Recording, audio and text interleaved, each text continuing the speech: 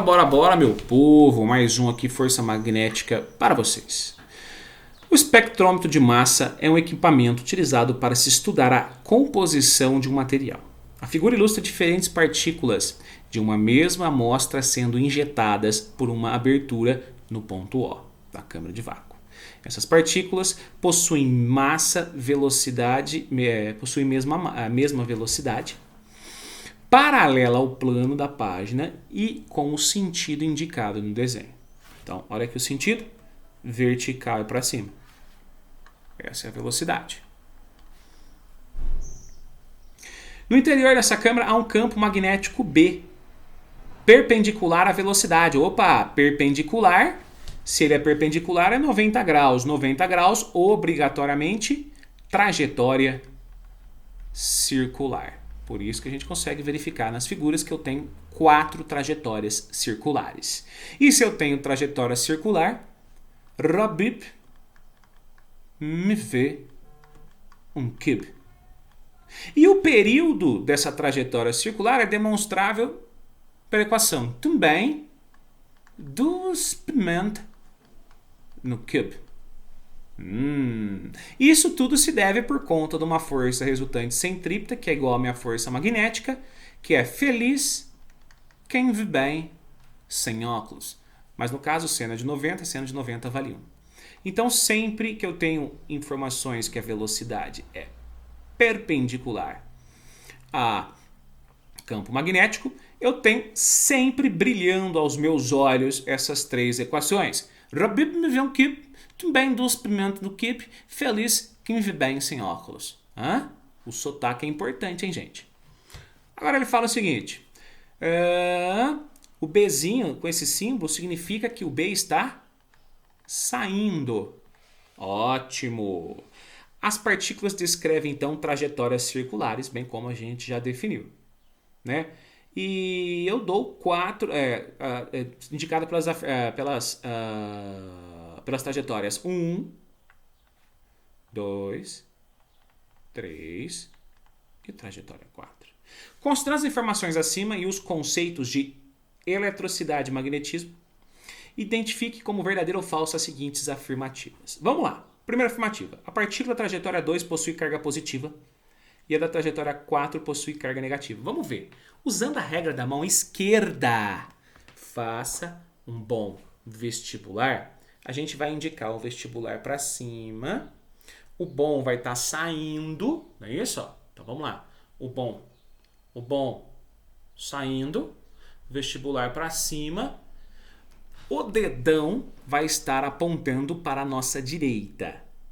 Se o dedão nessa situação está apontando para a direita, significa que todas essas partículas que estão se descrevendo na direção para a direita são partículas que obedecem à regra da mão esquerda, então todas essas são partículas positivas.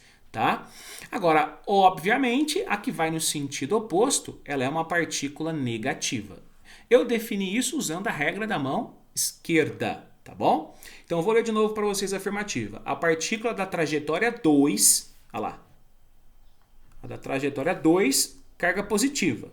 E a da trajetória 4, carga negativa? Perfeito. Isso é verdade. Segunda afirmativa. Supondo que a partícula tenha uma mesma carga, tenha o mesmo Q da trajetória 2, tem maior massa do que a da trajetória 1? Vamos ver. Você concorda que o raio, considerando a mesma carga, ela é diretamente proporcional à massa? O raio é diretamente proporcional à massa. Isso implica em quem? Tem maior massa, tem maior raio. Então vamos ler de novo. Trajetória 2 e trajetória 1.